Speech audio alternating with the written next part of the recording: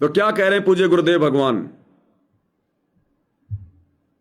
और मेरी कसम खा कबीर साहिब की कसम खा बच्चों, वो दिन है आज। इतना गजब का विश्वास कर दिया दोस्तों। बात कुछ नहीं थी, बात और भी लाई जा सके थी, लेकिन वो दिखा दिया कपड़ा छोड़ हम लो बढ़ा जा। इस बालक कबीर साहब ने लोहे की जाली बढ़ा दी। वो आज भी विद्यमान है, एक तो उनमें से। क्या कह रहे हैं गुरुदेव? आपने तो केवल यही सुना था कि परमात्मा ने द्रौपदी का कपड़ा बढ़ा दिया। कपड़ा छोड़, गुरुदेव कहते हैं हम लोहे को बढ़ा दें, और आज भी वो विद्वान है। जाली उनमें से एक तो आज भी विद्वान है। बढ़ाई किसने? अब विचार करो। अब इस लोहे की जाली के उदाहरण को देखकर विचार करो, द्वापर में द्रौपदी का कपड़ा किसने बढ़ाया होगा? कबीर साहिब ने।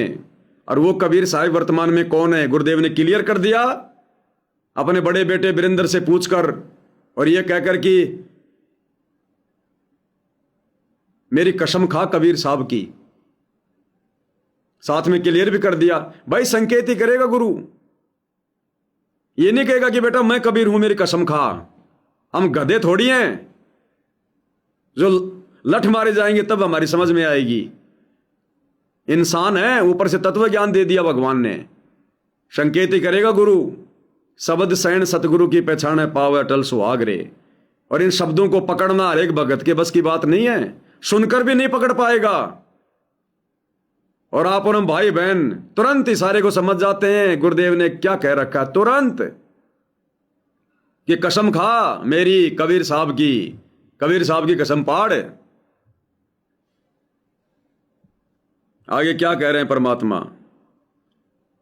आगे फिर उस वीरेंद्र ने और क्या क्या किया? अपने गुरु को मानुष मानता था या भगवान मानता था या अपना बाप मानता था? ऐसी घटना जिस जगह पर घटित हुई हो वो आने वाले समय में यादगार के रूप में रखी जाती है। और इस वीरेंद्र ने क्या किया? इस वीरेंद्र ने बाद में उस मकान को ही बेच दिया। धनाना में जिस मकान में पूज्य गुरुदेव रहा करते थे और जिस मकान की जाली बढ़ी थी, इस वीरेंद्र ने फिर उस मकान को ही बेच दिया। अब सोचो ये कहां भक्ति मार्ग में है, कहां इन्होंने परमात्मा को परमात्मा माना। ऐसी अद्भुत घटना जहां घटी हो, क्या गुरुदेव ने बताया नहीं? इनकी आंखों के सामने वो घटना घटी।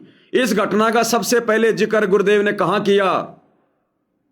अपने परिवार के बीच में किया। शाम को गुरुदेव ड्यूटी से आए, देखा जाली लगी हुई है, अनारों से पूछा। फिर गुरुजी उस वीरेंद्र को लाए पकड़ के, उससे पूछा। तो सबसे पहले इस घटना का जिक्र कहां किया गुरुदेव ने? अपने परिवार में। और उसी परिवार ने, उसी वीरेंद्र ने आगे चलकर उस मकान को ही बेच दिया। और उस मकान को खरीदने वाला मंदबुद्धि भगत कौन? अरे वीरेंद्र ने तो मूर्खता कर दी मकान बेच के। खरीदने की मूर्खता किसने की? विकास सिंह पुरिया ने। विकास सिंह पुरिया ने, जो सतलोक आश्रम धनाना में सेवादार के रूप में सेवा करता है। वीरेंद्र ने तो मूर्खता दिखाई सो दिखाई। उस वीरेंद्र ने भी उस मकान को खरीदने की मूर्खता दिखाई। और आगे चलकर जब गुरुदेव ने संकेत किया तब जाकर इसने वो मकान वापस किया। उस सिंहपुरिया ने फिर ये मकान वापस कर दिया। परमात्मा ने प्रेरणा करी, नहीं तो वो भी कहीं आगे बेच देता। अब तक उसको तोड़ फोड़ के जो घटना जो घटी थी, अब तक उस मकान को तोड़ फोड़ के लेने वाला कोई और मकान उस पर बना देता, वो यादगारी समाप्त हो जाती। तो परमात्मा ने विकास सिंहपुरिया में प्रेरणा की, कहीं कहीं ये नालायक इसको बेच ना दे, क्योंकि उसने खरीदी किस लिए? उसको सुरक्षित रखने के लिए थोड़ा ना इसने खरीदा था। इतना ही ज्ञान होता तो ये खरीदता ही नहीं। वीरेंद्र को समझाता कि भाई तू क्या कर रहा है, ये ऐसी घटना जहां घटी हो तू उसको बेच रहा है। मना कर देता उसको। उसने खरीदा किस लिए? आगे बेचने के लिए। बाद में परमात्मा की प्रेरणा हुई तब उसने वापस लौटा दिया। वो 18-20 लाख रुपए के आसपास उसने वो खरीदा था। अब क्या कह रहे परमात्मा, ध्यान से सुनिए। वो मकान बेच दिया था इसने, वीरेंद्र ने। क्या कह रहे गुरुदेव? वो मकान बेच दिया था इसने, वीरेंद्र ने। वो मकान बेच दिया था इसने, वीरेंद्र ने। मेरे यहाँ इस मार्ग पाने के बाद जिसने लिया वो भगत, उस भगत ने वो जिसने लिया वो भगत। अब ये सिंहपुरिया तो 2012 के आसपास भगत बना था। करोथा कांड तक तो ये गुरुजी का विरोध करता था, ये आर्य समाजी था। 2012 या 13 में ये भगत बना। तो इसने कब खरीदा वो मकान? ये मकान वीरेंद्र ने बेचा। हालांकि मुझे कन्फर्म नहीं है, मैं आइडिया बता रहा हूं, गलत हो तो परमात्मा माफी करे, माफ करे मुझे। ये बरवाला कांड के बाद में उसने मकान बेचा है। यानी अभी तक भी उसको सद्बुद्धि नहीं थी कि वो जगह बेचनी चाहिए कि नहीं बेचनी चाहिए। भाई 2012 में विकास सिंहपुरिया ने नाम लिया, 2014 में करोथा कांड हुआ, तो गुरुजी के आश्रम में रहते सहते तो मकान वो वीरेंद्र भी नहीं बेच सकता और ना सिंहपुरिया ले सकता, क्योंकि दोनों भगत। तो गुरुदेव के जेल जाने के बाद वीरेंद्र ने वो मकान बेचा, क्योंकि ये भगोड़े बन के घूम रहे थे। ये वीरेंद्र तो जेल में था, या तो जेल से बाहर आने के बाद इसने बेचा है। जेल से बाहर जमानत पर आने के बाद इस वीरेंद्र ने मकान बेचा है, या फिर 2012 से 2014 के बीच में बेचा है। तो जहां तक मेरा आइडिया है, बरवाला कांड के बाद ये मकान वीरेंद्र ने बेचा है, जमानत पर बाहर आने के बाद। तो गुरुदेव कह रहे हैं कि लेने वाला भी भगत। ध्यान से सुनो। वो मकान बेच दिया था इसने, वीरेंद्र ने। मेरे यहाँ इस मार्ग पाने के बाद जिसने लिया वो भगत, उस भगत ने वापस डोनेट कर दिया कि ऐसी अनमोल पूंजी को मैं सुरक्षित नहीं रख पाऊंगा, आपको वापस दे। आज वो फिर वही है, वह जाली लगी हुई है। हमने भी उसमें स्थायी किया नहीं है अभी, क्योंकि हमें थोड़ा सा फुर्सत ही होगी। यहाँ से निपटेंगे, मिशन को पूरा करके उसको फिर याद के रूप में रखेंगे। क्या कह रहे हैं? ध्यान से सुनना। गुरुदेव कह रहे हैं अब आगे चलकर हम उस मकान को फिर से बनाएंगे, ठीक ठाक हम उसको करेंगे। यानी वो तो एज इट इज रहेगा, उसके चारों तरफ कोई बाउंड्री वाउंड्री बना के जैसा भी है, उस मकान को, उस जाली को हम सुरक्षित रखेंगे आने वाले समय के लिए। क्या कह रहे हैं? ध्यान से सुनिए। भी उसमें स्थायी किया नहीं है अभी, क्योंकि हमें थोड़ा सा फुर्सत ही होगी। यहाँ से निपटेंगे, मिशन को पूरा करके उसको फिर याद के रूप में रखेंगे। तो बच्चों, विश्वास रखो इस मालिक पे। कहे कबीर सुनो भी साधो, मैं तो विश्वास। क्या संकेत किया गुरुदेव ने? कितना बड़ा संकेत कर गए। जिन लोगों को विश्वास नहीं है कि गुरुजी जेल से बाहर आएंगे या नहीं आएंगे, ले लो सार नाम, ले लो सार शब्द, क्या पता गुरुजी जेल से सतलोक चले जाएं। उन मंद बुद्धियों के लिए गुरुजी ने सारे संकेत कर रखे हैं। क्या कह रहे हैं गुरुदेव भगवान कि आने वाले समय में जब हम निपटेंगे यहां से मिशन को पूरा करके, जेल से जब हम यहां से निपटेंगे, यानी जब हम फ्री होंगे इस मिशन को पूरा करके। कौन से मिशन को? जो जेल में बैठे हुए गुरुदेव कहते हैं, उसके बाद हम उसको यादगार के रूप में रखेंगे। यानी गुरुदेव ने संकेत कर दिया कि हम यहां से फ्री होकर बाहर आएंगे, विश्वास करो। लास्ट में क्या करें गुरुदेव? बच्चों विश्वास करो इस भगवान पे। और पहले संकेत कर गए कि मैं जेल में नहीं बैठा रहूंगा, मेरा मिशन है, इस मिशन को मैं पूरा करके भक्तों की छटनी करके उसके बाद मैं यहां से फ्री होकर बाहर आऊंगा। उसके बाद उस मकान को ठीक ठाक तरीके से बनाएंगे और यादगार के रूप में रखेंगे। तो गुरुदेव ने संकेत कर दिया कि मैं जेल में नहीं बैठा रहूंगा, मैं जेल में बैठने नहीं आया, सतलोक से चलकर। विश्वास रखो, भक्ति करो, विश्वास मत करो कि ले लो सार नाम, ले लो सार नाम, ले लो सार शब्द। गुरु जी का क्या भरोसा, गुरु जी जेल से सतलोक ना चले जाएं। तो गुरुदेव कह रहे हैं जब हम यहां से निपटेंगे, फ्री होंगे मिशन को पूरा करके, फिर हम उसको ठीक ठाक करेंगे। ध्यान से सुनो कि हमें थोड़ा सा प्रसिद्धि होगी, यहाँ से निपटेंगे, मिशन को पूरा करके उसको फिर याद के रूप में रखेंगे। तो बच्चों विश्वास रखो इस मालिक पे। कहे कबीर सुनो भी साधो मैं तो विश्वास। उसको यादगार के रूप में रखेंगे फिर उस मकान को। अब यादगार के रूप में रखने की बात क्यों कह रहे हैं गुरुदेव? क्योंकि भाइयों और बहनों हजारों साल परमात्मा का मार्ग चलेगा। मोक्ष मार्ग तो गुरुदेव के सतलोक जाते ही बंद हो जाएगा, केवल मार्ग चलेगा हजारों साल। और आने वाले समय में आत्माएं कोई ज्ञान को आधार बना के भक्ति नहीं किया करेंगी, कोई मोक्ष को ध्यान में रख के भक्ति नहीं किया करेंगी, क्योंकि उनको भी पता चल जाएगा कि मोक्ष नहीं होना। अब ये साथ संगति के वीडियो सब लोग देखा करेंगे, सबको हकीकत का पता चल जाएगा कि वो मौका तो हम चूक गए। तो हजारों साल ये मार्ग चलेगा, तो इस प्रकार की घटनाओं को देखकर लोगों में विश्वास बना रहेगा, भक्तों में थोड़ी दृढ़ता बनी रहेगी। जैसे परमात्मा ने बहुत सारी घटनाओं को पहले जन्म दिया, ये जगन्नाथ का मंदिर बनवाया, ये 52 प्रकार के, ये जो आपका बद्रीनाथ और केदारनाथ और ये तरह तरह के धाम बनवाए परमात्मा ने। क्यों बनवाए? वहां जाने से कोई मोक्ष थोड़ी था, और जगन्नाथ के मंदिर में जाने से कोई मोक्ष थोड़ी है जो परमात्मा ने बनवाया था। लेकिन भक्ति को जीवित रखा परमात्मा ने उन यादगारों के माध्यम से। लोग मंदिर में आते रहे, जाते रहे, चढ़ावा चढ़ाते रहे, उन पुजारियों का काम चलता रहा, लोगों की भक्ति में भगवान में आस्था बनी रही, ताकि कलयुग की पिछली पीढ़ी तक काल भक्ति को नष्ट ना कर दे। लेकिन वहां जाने से मोक्ष नहीं है, ना जगन्नाथ में, ना केदारनाथ में, ना बद्रीनाथ में, ना नीलकंठ में।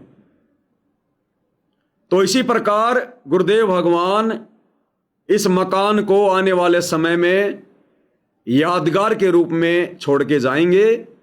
लोग वहां पर दर्शन करने के लिए आएंगे, दंडवत किया करेंगे, घूम फिर के चले जाया करेंगे।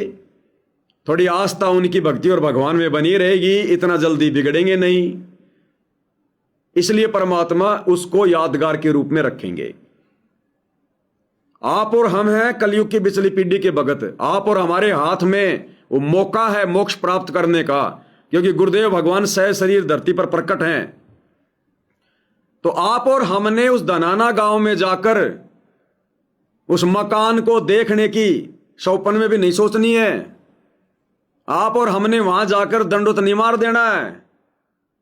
ये मन में भी धारणा मत रखना कि चलो वहां देख के आते हैं, वहां भी एक दान पेटी ठोक देंगे ये लोग। आप और हमें आवश्यकता नहीं है, हमने अपने गुरु के वचनों पर विश्वास करना पड़ेगा। वो यादगार उन लोगों के लिए होगी जो सतगुरु जी के जाने के बाद केवल यहां पे मनुष्य जन्म प्राप्त करते रहेंगे, मोक्ष नहीं होना है। आप और हमने नहीं जाना इन धामों पर, इन तीर्थों पर, इन यादगारों पर। वो चाहे जगन्नाथ हो, चाहे केदारनाथ हो, चाहे बद्रीनाथ हो, चाहे कबीर चबूतरा हो, चाहे धर्मदास जी की जयंती हो, कुछ भी हो, वो धर्मदास जी की समाधि हो, चाहे कुछ भी हो, चाहे वो छतरी साहिब हो छुडानी का, कुछ भी हो, आप और हमने कोई मतलब नहीं है। कोटिक तीर्थ सब कर आवे, गुरु चरणा फल तुरंती पावे। कोटिक तीर्थ सब कर आवे, चाहे करोड़ तीर्थों पे धक्के खा लो, गुरु जी के चरणों में हमें जो लाभ मिलेगा वो कहीं नहीं मिलेगा। गुरु जी की सेवा में, गुरु जी की भक्ति से हमें सब कुछ मिलेगा। इन तीर्थों पर, यादगारों पर धक्के खाने से कुछ नहीं मिलेगा। जब आप और हम भाई बहन आज गुरु की गैर हाजिरी में सतलोक आश्रमों में नहीं जा रहे, हम उन यादगारों पे जाएंगे। अरे हमारे भगवान ने कह दिया कि जाली बढ़ गई तो बढ़ गई, विश्वास कर लिया हमने। बाप अपनी बेटी का रिश्ता पक्का करके आ गया और घर में बता रहा कि लड़का ऐसा है, मकान ऐसा है, धंधा ऐसा है, बेटी ने विश्वास कर लिया। अब बेटी ये थोड़ी कहेगी कि मुझे मेरा ससुराल दिखा के ला पहले। वो तो नालायक बेटी है फिर अपने बाप पे जो विश्वास नहीं कर रही। तो गुरुजी ने हमें जिस घटना के बारे में बता दिया वो सत्य है, हमें देखने की क्या आवश्यकता है? देखने का मतलब है हमने गुरु के वचन पर अविश्वास किया है। क्या पता गुरुजी झूठ बोल रहे हो, ऐसा हुआ कि नहीं हुआ हो, आंखों से देखेंगे तब जानेंगे। तो आप और हमने नहीं करना, मन में धारणा भी नहीं करनी है कि हम वो गुरु जी का मकान देख के आए, वो किसी और के लिए है, वो कमजोर आत्माओं के लिए है, आप और हमारे लिए नहीं हो। आप और हमारे लिए गुरु जी का वचन ही सब कुछ है। गुरु जी ने कह दिया तो फाइनल, इससे बढ़कर कुछ नहीं। तो आगे क्या कह रहे परमात्मा? और जब साधना करने से कुछ नहीं मिलेगा। क्या बताते हैं? गरीब कबीर के सो बंजारा हुआ, आप भक्ति के हेत काकर बोई जान के, धना भगत के खेत। वहां काकर से अन्न हुआ, कंकर से वहां काकर से अन्न हुआ, वहां केसों से हुआ कबीर। वार पार पावे नहीं गति कुछ गहर गंभीर। वार पार पावे नहीं गति कुछ गैर गंभीर। साहिब से सतगुरु भय, सतगुरु से भय संत, धर धर वेक विशाल अंग, खेल है आदि और अंत। तो वार पार पावे नहीं गति कुछ गैर गंभीर। क्या उदाहरण दे रहे हैं गुरुदेव?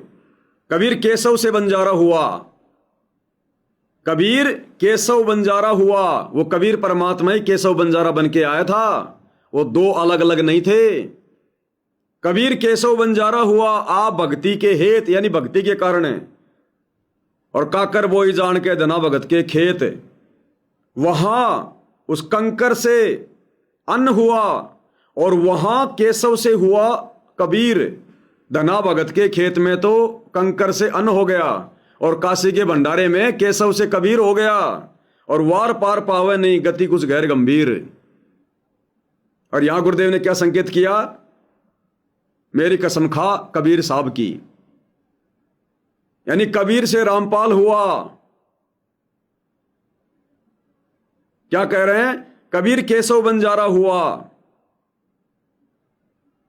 तो सतगुरु रामपाल जी स्वयं ही कबीर भगवान है, कबीर परमात्मा है, जो केशव से कबीर बने। वार पार पावे नहीं गति कुछ गैर गंभीर। ये सूक्ष्म चीजें हैं भाइयों और बहनों, ये समझाने से नहीं समझ में आएंगी। समझाने से समझ में तुरंत उसी के आएंगी जिसके ऊपर गुरुदेव भगवान की विशेष रजा है, जिसको ये सूक्ष्म चीजें समझने की गुरुदेव ने शक्ति दे रखी है। तो आप सत्सेवक भाई बहन तुरंत इन चीजों को पकड़ जाएंगे, समझ जाएंगे कि यहां गुरुदेव भगवान क्या कहना चाह रहे हैं कि काशी के भंडारे में कबीर से वो केशव बन गया और अंत में जब जाने लगे अपना सामान लेके तो वो केशव कबीर में समा गया। अर्थात वो दोनों शक्ति एक ही थी। तो आज हमारे गुरु के अलावा दूसरा कोई कबीर नहीं है, कबीर स्वयं सतगुरु रामपाल जी ही हैं। सारा खेल यही परमात्मा खेलते हैं। इसलिए गुरुदेव ने संकेत किया कि मेरी कसम खा कबीर साहब की। तो भगत ने समझ जाना चाहिए संकेत को कि गुरुदेव भगवान क्या कहना चाह रहे हैं। आगे मालिक क्या बता रहे हैं? अब नकली गुरुओं के कारण ये सारा अध्यात्म ज्ञान नष्ट होया पड़ा था। उसके बारे में कबीर साहब बताते हैं, गरीबदास जी बताते हैं, गरीब विष्णु त्रिलोकी नाथ के परचे कोटि अनंत, भक्त वत्सल भगवान है क्यों निंदते हैं संत। यानी भगवान में आस्था बनाए रहने के लिए परमात्मा ने इन पर विष्णु जी को निमित्त बनाकर लीलाएं की। कहते इनको विशेष वो ना समझो, ये भी अच्छी आत्मा है, तीन लोग के नाथ है। अब जैसे कोई मंत्री है उसकी भी पावर होती है, उसको ये कहना तो कुछ नहीं है, प्रधानमंत्री सब कुछ है। ये तो लड़ाई वाली बातें हैं। ये तो सतीथी बताई है, इनकी इतनी औकात है, इतनी ताकत है, उनकी इतनी है। इनसे हम दूर नहीं हो सकते और इनको एज ईस्ट पूज भी नहीं सकते कि ये करतार बने हुए हैं अपने आप। ये वो करतार नहीं जो होना चाहिए। अब आगे ध्यान से सुनना। कि ये ब्रह्मा विष्णु महेश जो हैं ये अपनी जगह पर ठीक हैं, जितनी इनमें शक्ति है, जितनी इनकी औकात है, ये अपनी ड्यूटी निभा रहे हैं अपने संस्कारवश। लेकिन ये अपने आप को करतार समझ बैठे, ये अपने आप को कर्ता समझ बैठे, ये इनकी सबसे बड़ी गलती है। रामचंद्र जी का उदाहरण दिया, जब त्रेता युग में आए बहुत सारे लोग उनको भगवान कह दिया करते थे, तो वो स्वीकार कर लिया करते थे इस बात को कि हां मैं भगवान हूं। तो परमात्मा कहते हैं कि कर्ता ऊपर चोट है, जो अपने आप को जो करतार कहलाता है उसके ऊपर चोट पड़ती है काल की।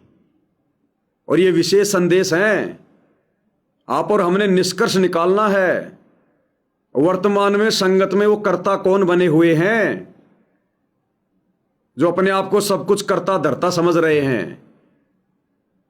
तो चोट पड़ेगी आने वाले समय में। ये भक्ति मार्ग है, यहां पर दास भाव चलता है। क्या कह रहे हैं मालिक, ध्यान से सुनो। ग्रीव करता ऊपर चोट है, कहते हैं करतार, मूल लह नहीं मूर्खा, गिनते हैं क्यों डारे। ओए होए। कि जितने करतार अपने आप बना रखे तुमने, राम कृष्ण विष्णु, ये फिर कितने बना रखे। कर्ता ऊपर चोट है, जो एक करतार को छोड़कर अन्य जो कर्ता बनते हैं उनकी दुरुक्ति होती है। रामचंद्र देख लो, सारी उम्र दुखी रहा और कर्ता बन रहा था। लोग भगवान कहते वो मान लेता था, लोग भगवान कहते थे रामचंद्र को, वो भी मान लिया करता था। और अंत में फिर क्या दुर्गति हुई। और कर्ता बन रहा था, लोग भगवान कहते वो मान लेता था। आजीवन कष्ट रहा, अंत में सरयू नदी में जल समाधि ली, डूब कर मेरा। कृष्ण जी सारी उम्र दुखी रहा, सुख का सांस कभी नहीं, कभी कंस, कभी केसी, कभी चाणूर, कभी कुछ पूतना। और आखिर में दुर्वासा के श्राप से कुल उनके सामने नष्ट हो गया। जिसका कुल सामने मर है और पश्चाती हो जीव है, सबसे निर्भाग आदमी है। सब कष्टों को देख कर रो रो के टाइम काटा। आखिर में एक विषाक्त तीर से मारेगा, विषाक्त जहर से बुझे हुए एरो तीर से मारेगा। अब क्या बताते हैं, गरीब करता ऊपर चोट है, कहते हैं करता रे, मूल लह नहीं मूर्खा, गिनते हैं क्यों डारे। के मूल की पूजा क्यों नहीं करते, डालियों में क्यों गिनते फिर हो तुम, कितने भगवान है, कितने टहनी है। मूल से सब कुछ होता है। वर्तमान में भाई और बहनों एक कर्ता कौन बने हुए हैं।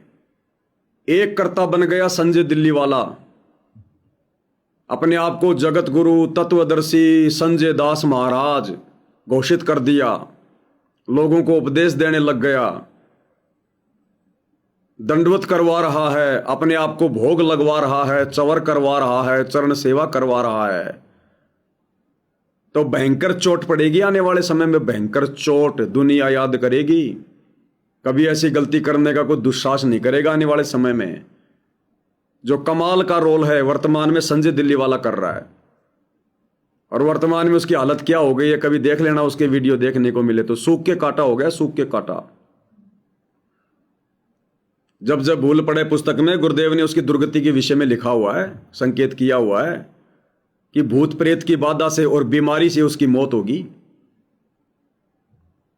क्योंकि वो कर्ता बन के बैठ गया। दूसरे नंबर के कर्ता ये सतलोक आश्रम वाले, गुरु जी के परिवार वाले, ये कर्ता धर्ता बने हुए हैं वर्तमान में, कर्ता धर्ता।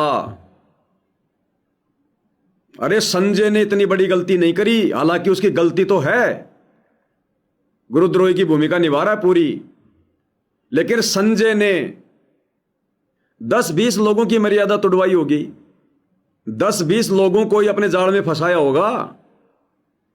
और गुरु के परिवार ने क्या किया, इन्होंने तो लाखों की मर्यादा तोड़वा दी, लाखों को काल की गोद में बैठा दिया, काल का भोजन बना दिया।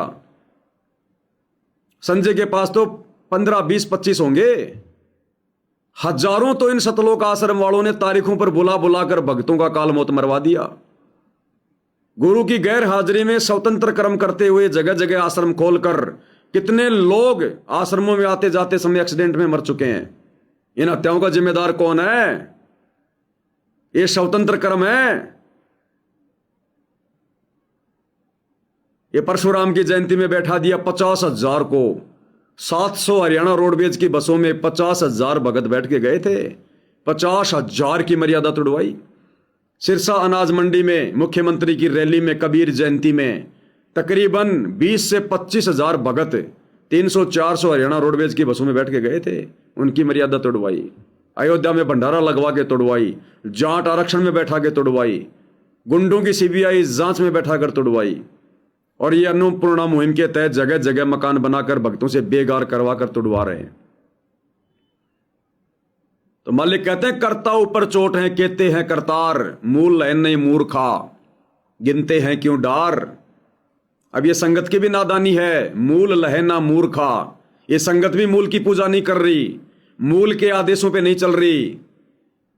और ये जो डार हैं, जो डालियां हैं, ये कोऑर्डिनेटर, नामदान संचालक, गुरु का बेटा बेटी, भाई बंधु रिश्तेदार, इन डालियों को पकड़ के बैठी है। मूल को नहीं परख पा रही, नहीं समझ पा रही, मूल के आदेशों पर नहीं जो है वो चल पा रही। तो जितने भी ये करतार बन के बैठे हैं ना, ये जितने भी कोऑर्डिनेटर, ये करतार है, करतार। ये गुरु के आदेश नहीं बता रहे संगत को, ये काल के आदेश बता रहे हैं। संगत की मर्यादा तो तुड़वाने वाले आदेश बताए जा रहे हैं। ये कर्ता बन के बैठे हैं। ये कोऑर्डिनेटर नहीं, ये कमांडर बन गए, कमांडर। एक विशेष संदेश में गुरुदेव ने कह रखा ना कि तुम्हें बनाया कोऑर्डिनेटर, तुम बन गए तुम कमांडर। कमांडर यानी अपनी तरफ से आदेश देना, उसको कहते हैं कमांडर। ये सारे के सारे कर्ता हैं, गुरु जी के बेटे, गुरु जी का भाई, सब कुछ ये कर रहे हैं ना अपनी मनमर्जी से, गुरु के ज्ञान विरुद्ध मर्यादाओं की धज्जियां उड़ाते हुए। ये सारे करतार बन बैठे, करतार। और कहते हैं गुरुदेव के रामचंद्र को कभी कोई भगवान कहता था तो मान लेता था। आपको कजोड़ भगत जी ने लाइव आकर बताया, दिखाया। उस आश्रम में भक्तों के सामने वीरेंद्र के जयकारे लग रहे हैं, वीरेंद्र महाराज की जय, और वो चुपचाप सुन रहा है। उसको अच्छा लग रहा है कि लोग मुझे महाराज कह रहे हैं, मुझे भगवान कह रहे हैं। सुना ना आपने, वीरेंद्र महाराज की जय, 2 बार जयकारा लगाया गया, कुछ नहीं बोला वीरेंद्र, मतलब उसने स्वीकार कर लिया महाराज यानी भगवान। गुरु जी का भाई, गुरु जी के दोनों लड़के, इन मान सम्मान के कार्यक्रमों में जो जगह जगह ये किए गए थे, इनमें इन्होंने पगड़ी पहनी कि नहीं पहनी? हजारों लोगों के सामने अपना मान सम्मान करवाया कि नहीं करवाया भगत होकर, गुरु जी की मर्यादा तोड़कर? ये कर्ता बने हुए हैं, कर्ता। तो गुरुदेव कहते हैं करता ऊपर चोट है कहते हैं करतार, मूल है न मूर्खा गिनते हैं क्यों डार।